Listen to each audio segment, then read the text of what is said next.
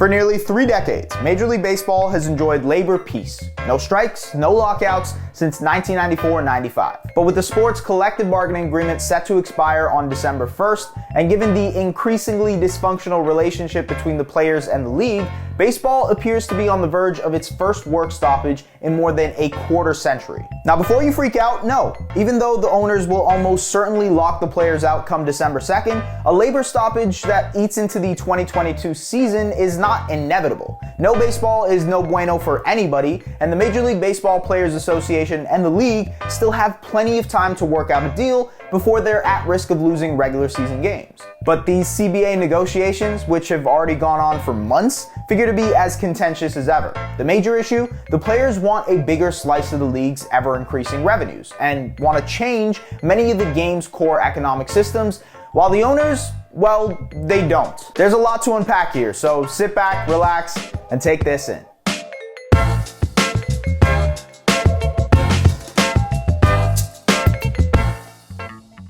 Let's start with some background. Before the COVID-19 pandemic hit, Major League Baseball was making money like never before. In 2019, league revenues totaled $10.7 billion, according to Forbes, marking the 17th consecutive year of record revenues for the game's owners, all of whom, it's worth noting, have seen the value of their franchises increase exponentially in recent years too. So that financial growth has to have trickled down to the players, right? Wrong. According to the Associated Press, the average player salary has actually dropped more than 6% since the start of the 2017 season, while the median salary has plummeted a whopping 30% since the start of the 2015 campaign. In fact, while many fans tend to view these labor disputes as billionaires versus millionaires, nearly 2/3 of the players on last year's opening day rosters had salaries under $1 million. So how did we get here? Well, there's a host of factors at play. For starters, there are multiple anti-competitive incentives within the current CBA that discourages spending big on players, like rewarding the team with the worst record with the first pick in the amateur draft, and penalties for exceeding the competitive balance tax, better known as the luxury tax. Today, instead of paying up for veteran studs, many teams would rather take their chances with some unestablished youngsters.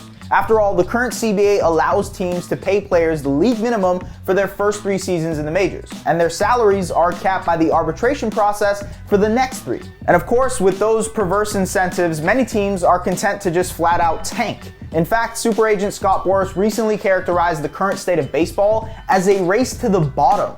We've got problems, and we don't ever want a system that rewards being a lesser team. We want a system that always rewards being the better team. With so many teams tanking or just generally avoiding veteran talent in the name of cost effectiveness, you're left with an increasingly disgruntled group of players who have watched their earnings drop off, while the game's owners have gotten richer and richer thanks to the lucrative broadcast deals and corporate sponsorships. Ultimately then, the MLBPA wants to increase the percentage of revenue going to the players, and will try to accomplish that in these CBA negotiations by fighting to overhaul the game's long-standing economic structures and remove the anti-competitive incentives that have contributed to shriveling wages. So what are they asking for specifically? Well, according to Evan Drellich and Ken Rosenthal of The Athletic, the union's first proposal to the league included a host of significant changes, including an increase in minimum salary, an increase in the luxury tax threshold, changes to the way service time is calculated, a change to how the draft order is determined, and allowing for salary arbitration after 2 years instead of 3.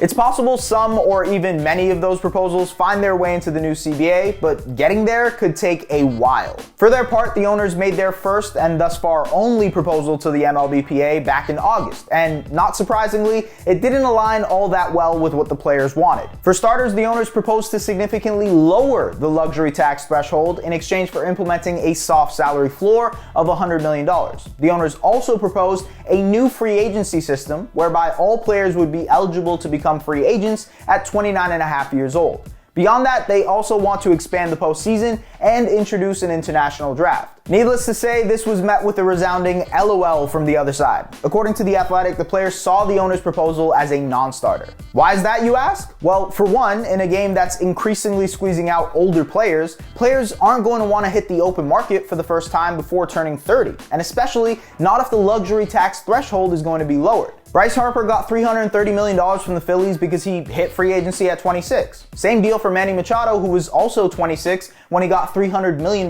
from the Padres in free agency. Free agency at 29.5 effectively means no more mega deals. Clear there's quite a gap here between the owners and the players, and this is just one of the issues that needs resolving. And so here we are, seemingly on the precipice of the game's first labor stoppage since 1994, an off-season freeze, and presumably a winter of strained negotiations. If the negotiations over last year's pandemic-shortened season are any indication, this could get very ugly quickly. But will this battle over the game's economics bleed into spring? What do you think? Is baseball looking at its second shortened season in a 3-year span because of this labor dispute? Let us know in the comments, and don't forget to subscribe to the channel. As always, we appreciate it. See you guys next time.